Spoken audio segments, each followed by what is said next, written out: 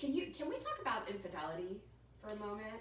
Yeah, that's a great thing to talk about. Yeah, I'm wondering, do you see typically, can you pinpoint a reason why it happens?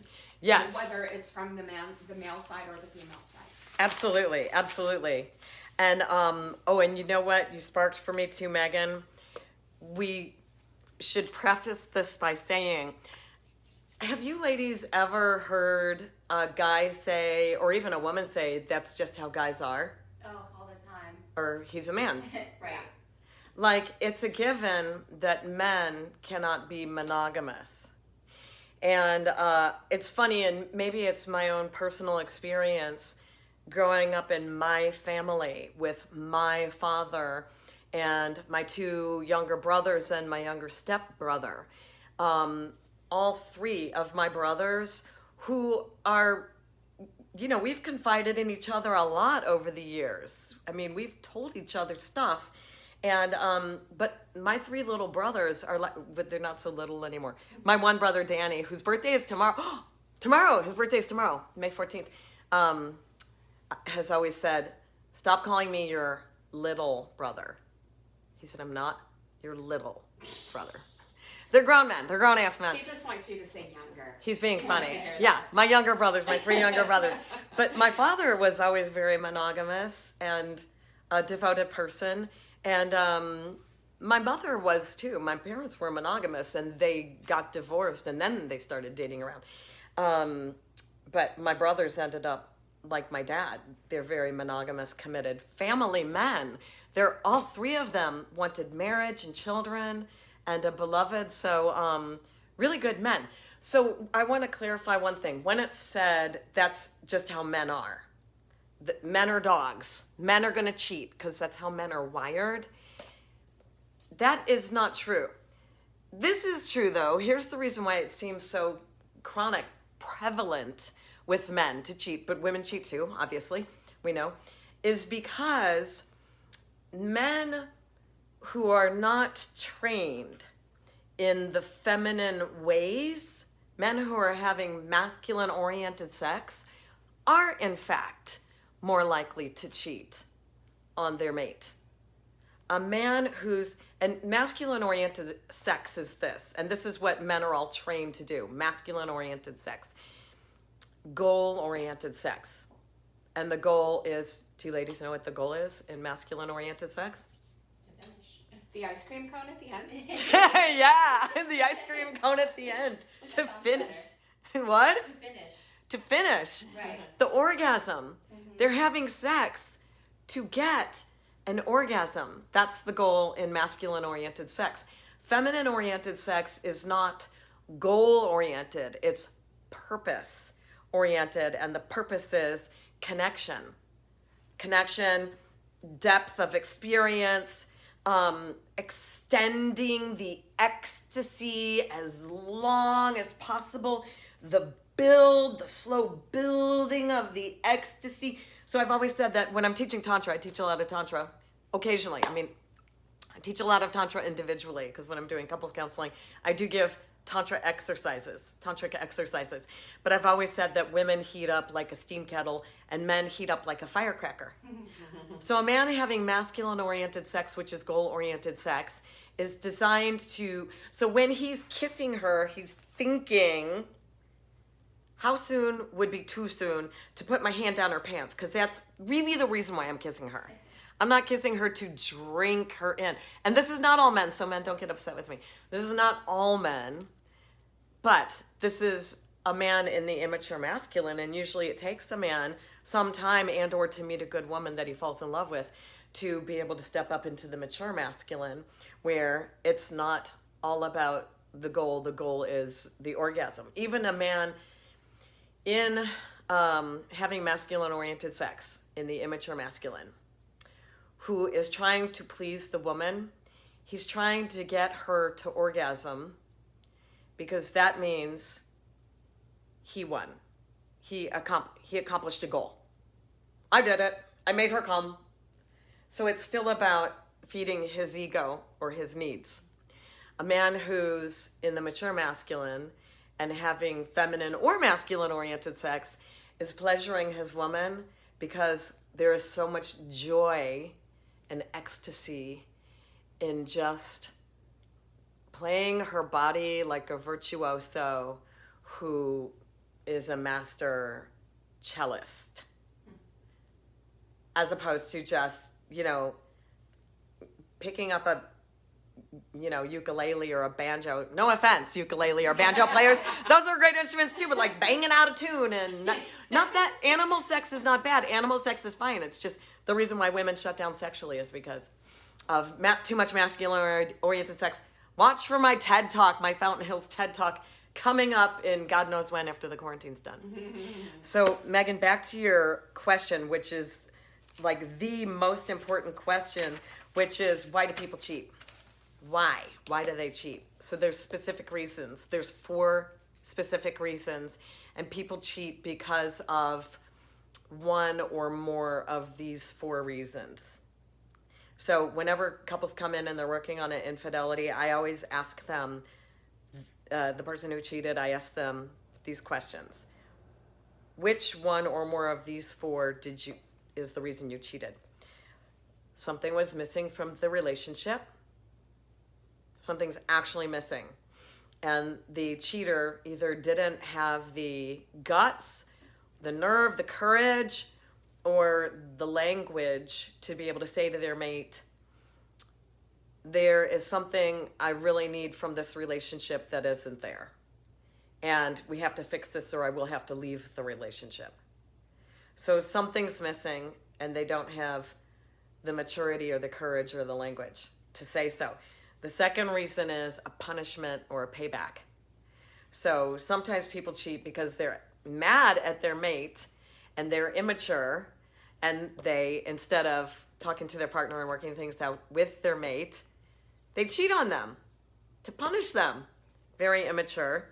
The third reason is maturity. Some people just really don't have the level of maturity it takes to state a commitment, take a vow, make a commitment to somebody for monogamy, and keep the commitment, keep their word. Like some people are just not grown up enough to realize my word is my bond. What am I if not my word? I'm nothing if not my word. So some people just aren't grown up enough to realize that. And the fourth reason is self-hatred. So some people just have a certain degree of self-hatred that they will sabotage any relationship they're in. It doesn't matter. It's not about you. It's that they have a certain disdain for themselves that they will screw up anything good for themselves. Something good in their life, they will screw it up. So it's a kind of self-hatred. So I'm just going to go over those quickly. Something's missing, a punishment or a payback, lacking maturity, self-hatred, leading to self-sabotage. So those are the 4 reasons a person will cheat. It can be one or more of those reasons. Go ahead. So it sounds like with the last 2, those are personal issues. It has nothing to do with the partner. Really, all of these are kind of personal issues, right? Right. But you're right. The first 2 are about the other person. Right. But the A last reaction. 2 are, sounds like something they probably came into the relationship with from the get-go. Absolutely. Which they did all 4, but you're right. Yeah. So, I mean, when you're dealing with a person who's dysfunctional, most of us have some level of all of these things, right? Dysfunction, yep. Yeah. We all have our issues. It's like, how do you find the person who has overcome all of that and mature enough and communicative enough and healthy and strong enough to really be in a monogamous marriage? Beloved relationship. Yeah. Oh, and you know what? We should talk about that piece. You bring this up in this really, really important part too, about monogamy. Yeah, I would love to talk about that. Yeah, so we're going to do a segue and then we're going to remind me what you just asked me, because really important question. Okay. Not all people are naturally monogamous, and that's completely okay. Like, some people are right-handed, some people are left-handed. So there isn't a right and wrong in terms of monogamous or polyamorous. So when couples come in to work with me on infidelities, I almost always ask them, unless they've already told me, I always ask them, is this an open relationship, or is this a monogamous committed relationship? So I did have one couple a couple of years ago, and it was a semi-open relationship. So there's open, there's semi-open relationships. So there's wide open, all the way open. Do what you want with whom you want, and let me know or don't let me know. Here's our agreement. You make agreements. Then there's relationships that are semi-open. There's a monogamous commitment, and then with a conversation and a talk. Yes, you can go be with that person, or do you mind if I sleep with this person? There's a conversation and an agreement. Then there's a continuum. There's triads, there's quads and up, and there's monogamous. It's just those two people. That's it. And then, of course, there's celibate, which means you can pleasure yourself, and there's abstinent, which means you don't have sex with anybody else and you don't pleasure yourself. Abstinent. So sometimes people practice abstinence for spiritual growth. It's a great thing to try if you've never tried it. It's and also great to try celibacy. Okay. So the couple that had a semi-open relationship, they came in to see me a few years back. They had agreements to speak with each other if they wanted to sleep with somebody else. And the issue was they wanted to do counseling because she had found that he had privately messaged a woman that he had slept with her permission. And that was against their agreements. And so they had to work through that trust. So it works the same in a open relationship as it does in a monogamous relationship. It depends on what your agreements are. So for what we're talking about more monogamy, although these concepts work just the same in a semi-open or an open relationship, because it's all based on agreements. So in a monogamous relationship, now your question, say your question again. Well, how could anyone be healthy enough to enter a healthy monogamous relationship? Right. So you're so right, Megan. People have their issues, their obstacles, their programming, their traumas from childhood that interfere with their beloved relationship. And beloved relationship is like prime, fertile ground to shine the light on any unresolved issues that need to be resolved. Like more than any other kind of love, maybe parent-child love is the other one that is more triggering. But in a beloved relationship, it's even more triggering than a parent-child relationship, because in a beloved relationship, you feel like you could walk away, but you choose to stay and work on it if you're mature enough. In a parent-child relationship, even if you walk away, you still feel like you're connected to that person through blood. So it doesn't feel like a chosen relationship. You don't feel like you could just walk away and decide, I'm going to forget about that person because it's your parent or your child. So that's harder in that respect. But beloved relationship is harder in the respect that you decide to stay and work on things. And when someone has the maturity to go into a beloved relationship and give their word in a monogamous relationship to be monogamous and to talk about issues that come up, that is a lot of people learn their maturity through beloved love. That's where they do their growing up, because this person could leave you if you screw up too badly. And boy, if I've said this once, I've said it 1,000 times. Well, if I've said this once, I've probably said it 10,000 times.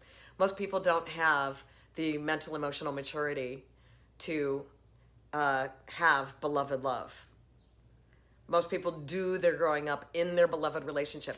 So some of the most important things, I think, and I've interviewed a lot of people, and especially my brother Jimmy and his wife Ilana, who have been together for like 25, 26 years and 5 kids.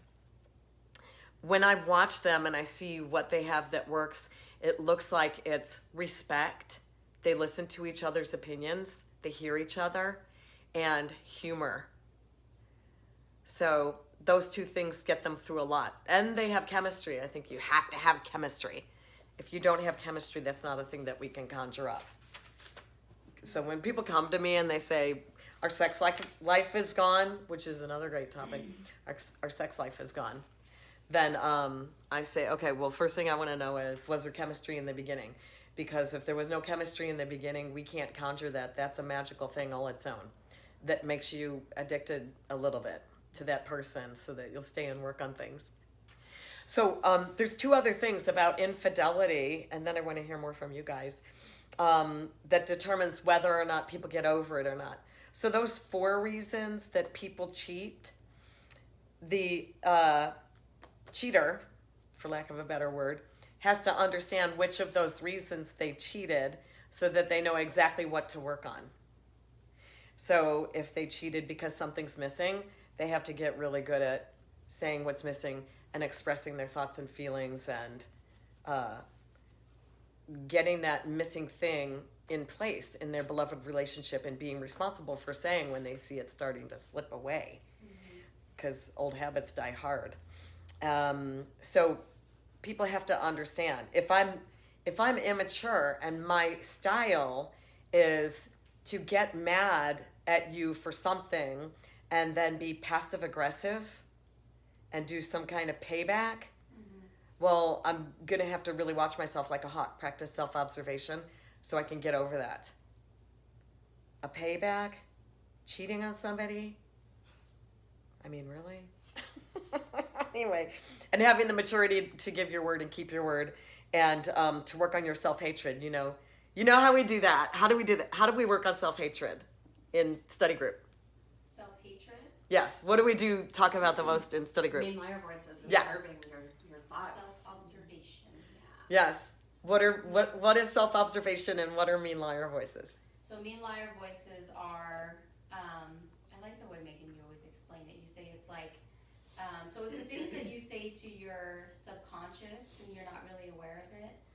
When you say things to yourself like, I'm not good enough, I can never amount to that, and sometimes you're not really aware of it. So when you start actually observing your thoughts and you start to catch those mean liar voices and realize, shut up, get out of my head, you don't own me, and you start to kind of retrain your brain and give yourself more positive thoughts where you're not, breaking yourself down.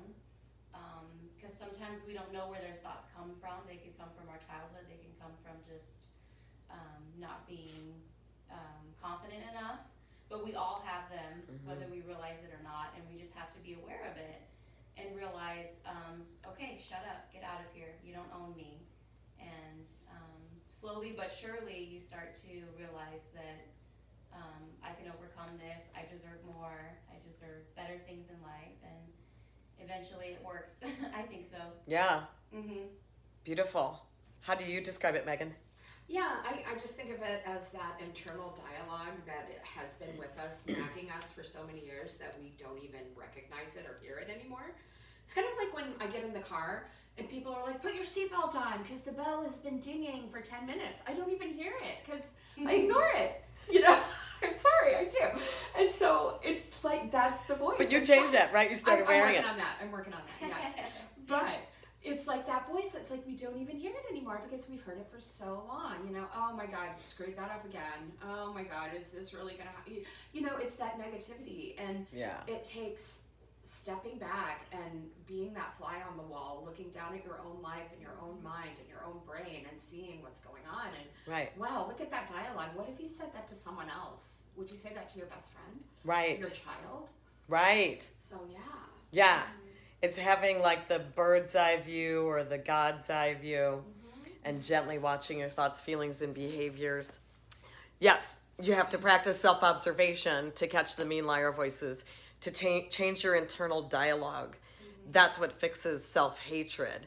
What people usually do is they start trying to get the people around them to stop being shitty to them. And what people don't realize is there's a spiritual law that whatever you say to yourself about yourself determines your place in this world.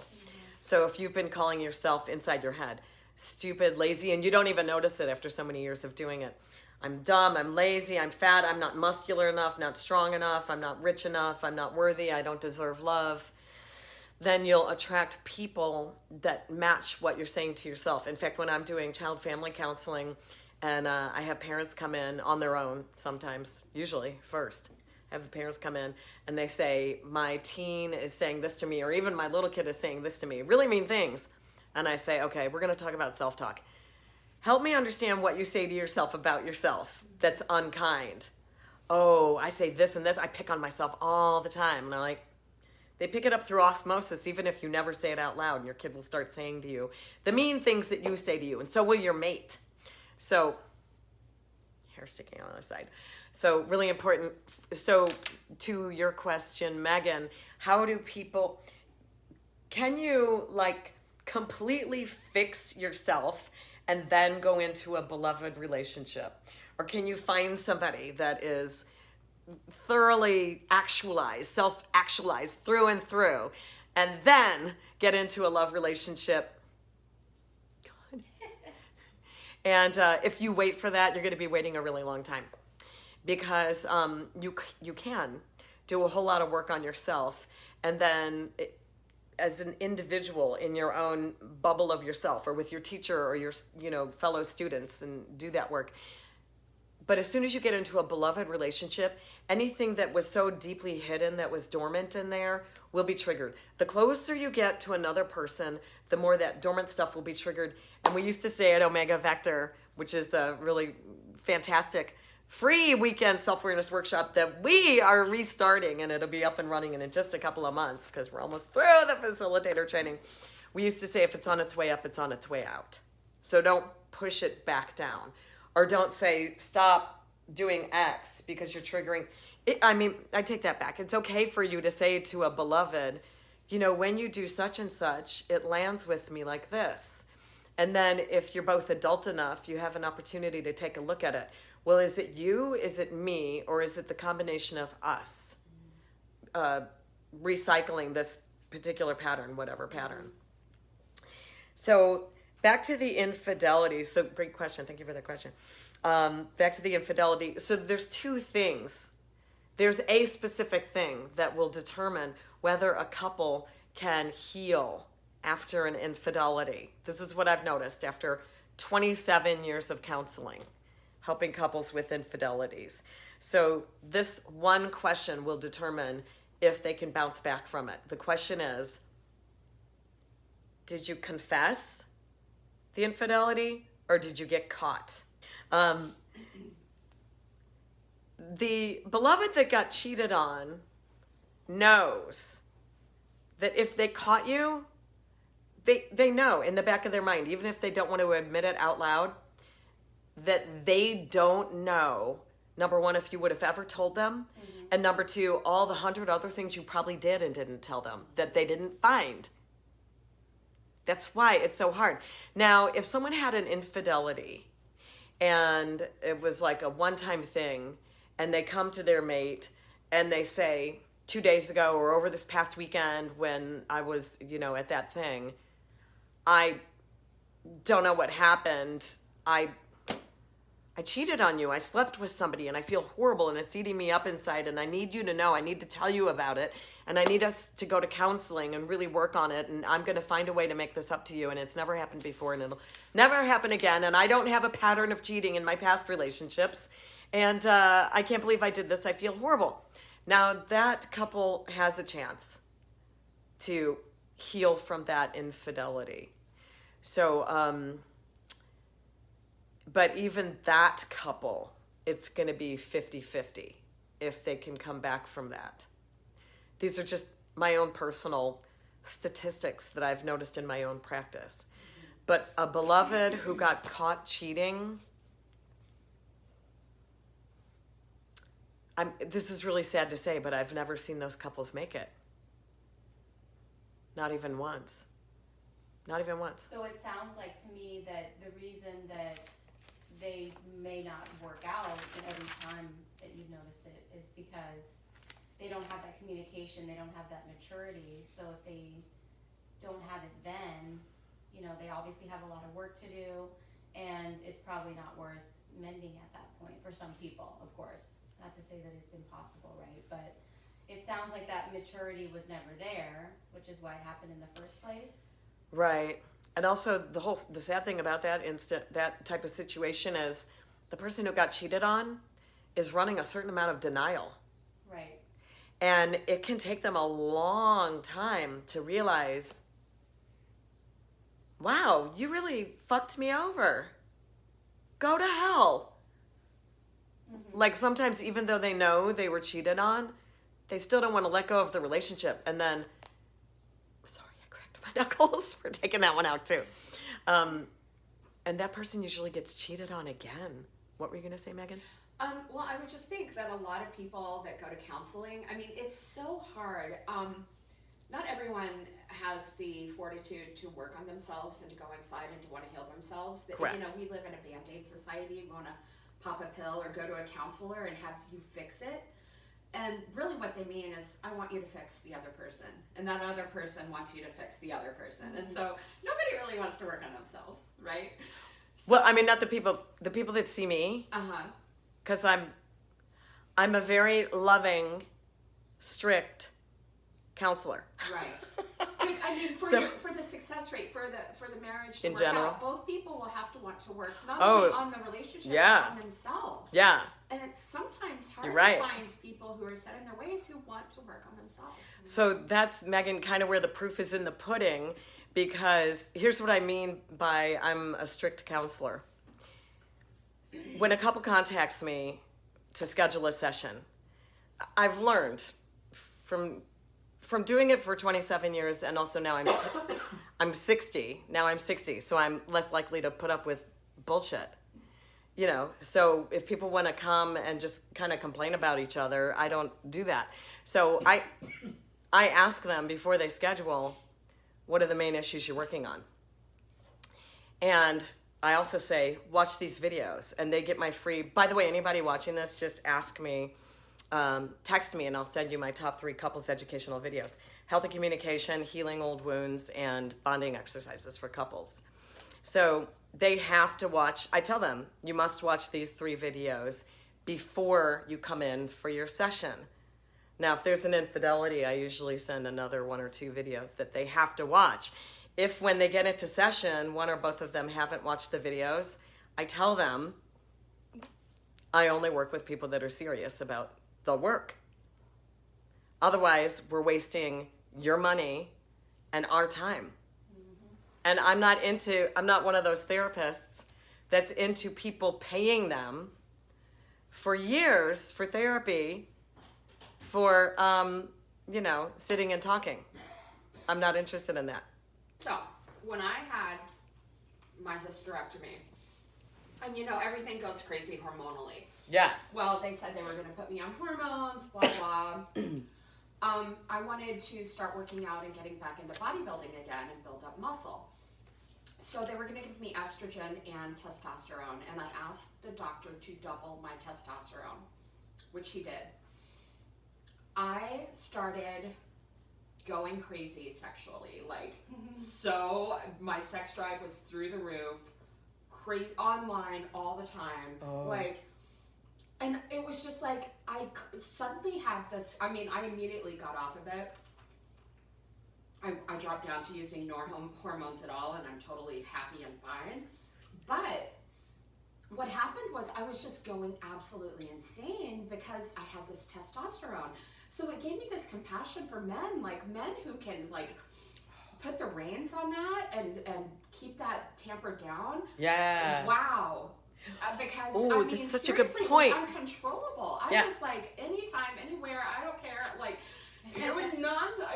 I can't even tell you. I've never been that crazy before. And I'm Such a is good this how point. men feel? So I can understand if they cheat. My God, when you have that kind of drive, it's like a wild animal inside of you. So let's talk about that.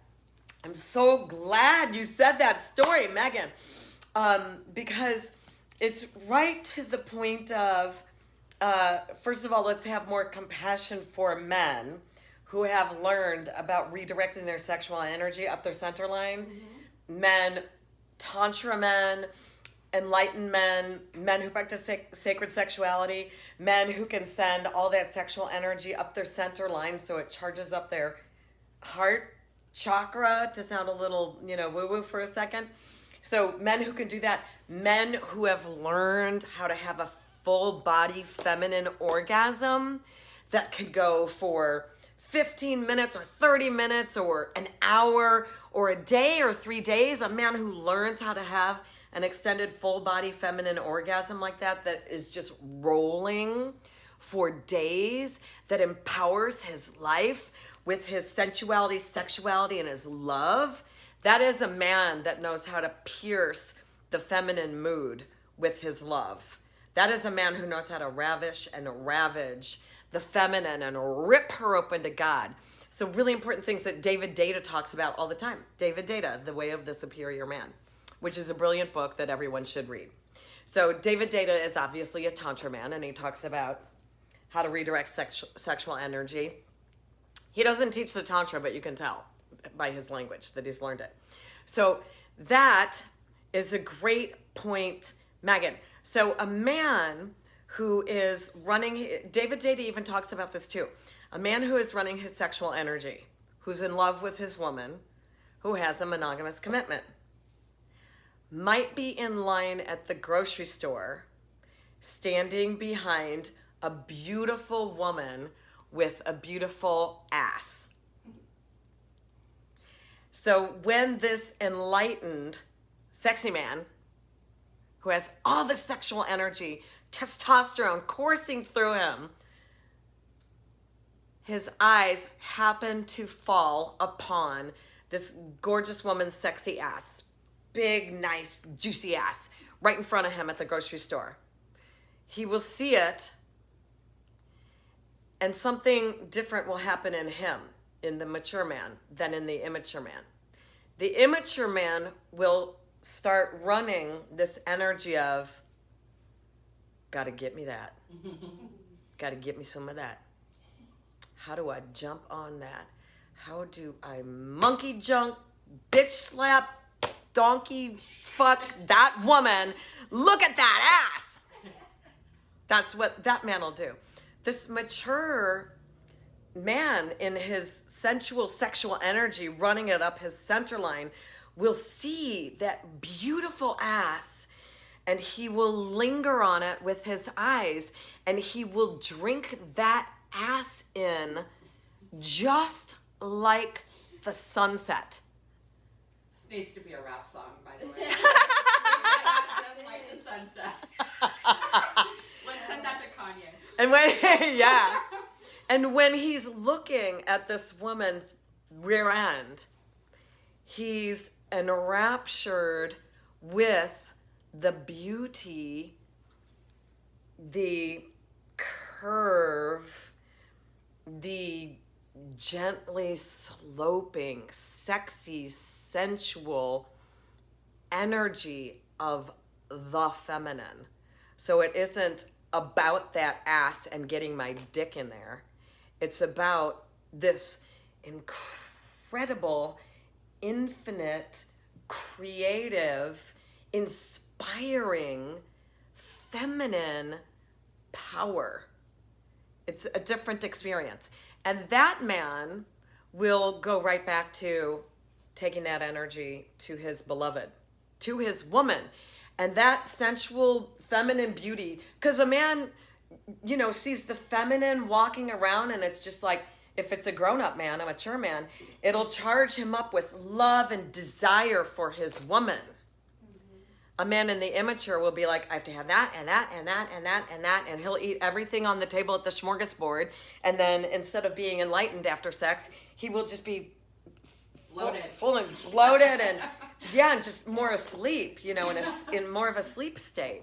So well, this is all a beautiful concept, but what percentage of men do you think are like that? Small. Yeah. Very small percentage of men even understand enlightenment. There's a movie I want to recommend. It's called Don John's Addiction. I watched that. Don John's Addiction. Jon. Don John's Addiction. Joseph Gordon-Levitt wrote, directed, and stars in that movie. brilliant movie about sexual addiction and how, like, he wakes up every day and he jacks off. And then he goes and he works out. And then he meets a cute girl and then he tries to screw her. He gets porn addicted. Yeah. Yeah. So in the beginning of my practice, I used to, my place was on Highland and 16th Street, which is right up the road from the Highlighter strip joint. Oh, okay. And one of those women there found her way to my practice, and they are a tight-knit bunch. And so I had a lot of exotic dancers in my counseling practice. We're talking about 27 years ago. And what was funny at the same time was a cop found her way to my practice and then told her cop friends, because they're tight-knit. So a lot of times there would be a stripper leaving with a cop passing by her. So I had to teach strippers how to dance. I mean, I didn't like dance. Well, sometimes I did because I'm a trained belly dancer. But I had to teach the strippers how to dance in a way that they would feel empowered and in a way that caused awakening in the men that were viewing them, instead of putting those men into more of a sleep state. They were dancing with more presence. And those strippers that I taught got bigger tips. They made more money. Big tips. Wow. So that's an important point that you made about you have more compassion for men because they're driven by this. It is a drug in the body, testosterone. So you understand that when a man is running testosterone and he's feeling turned on and, he's during those times in his life, those years and years where he's peaked sexually. And the saddest invention ever is Viagra, because now a man is finally slowing down to the same speed as his woman. And now he can actually understand why more foreplay is a handy thing. It's a good thing. More foreplay. It takes him longer to become turgid, erect. It takes him longer to orgasm. Now he's more in the time of his life where he's more in his feminine power, understanding the feminine way of sex. So this testosterone, just like you said, it's a drug. It's a drug, period.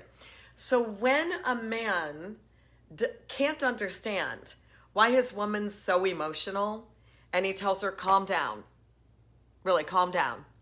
And I say, I want you, this is going to be my new analogy, because my analogy used to be, okay, dude, imagine if I lined up 8 shots of tequila, told you to down them one after the next, and now I want you to walk on a straight line and say the alphabet backwards and stand on one foot and touch your nose with your eyes closed.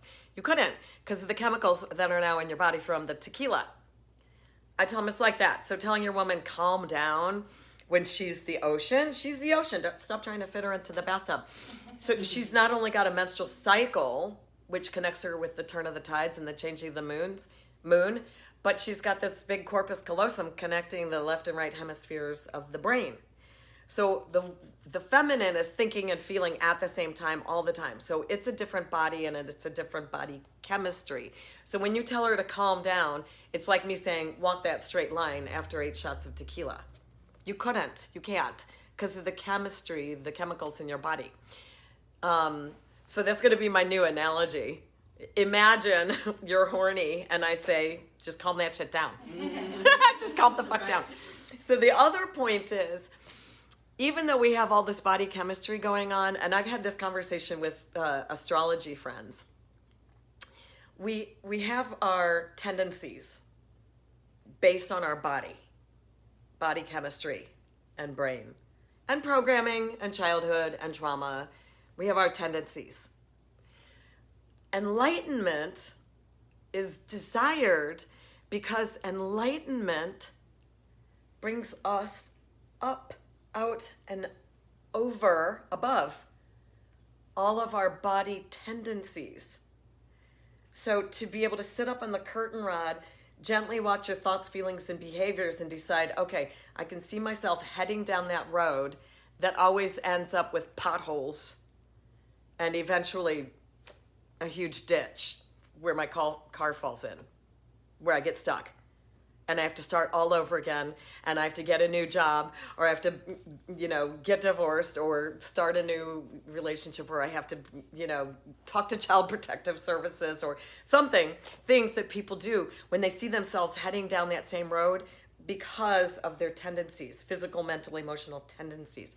This is why we want enlightenment, so that we can rise above all of our mental, emotional, physical tendencies that pull us.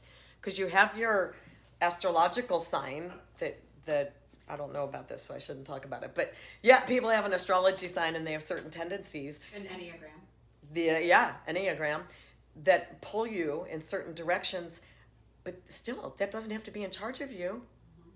So the one of the most wonderful kinds of people that you can be in a beloved relationship with is a person where both people, are practicing self-observation, noticing when they're doing their automatic behaviors, noticing it in themselves and letting their partner know, calling their partner on their shit, and having each of you being able to have the mental emotional maturity to say, okay, you know what, you're right. I'm doing my pattern. Thank you for letting me know. I'll take a look at that. And then the next step is not guilt. Not guilt. Oh my gosh, when I felt angry because I thought the dog weed on the floor, and then I realized later that was my tea. Mm-hmm.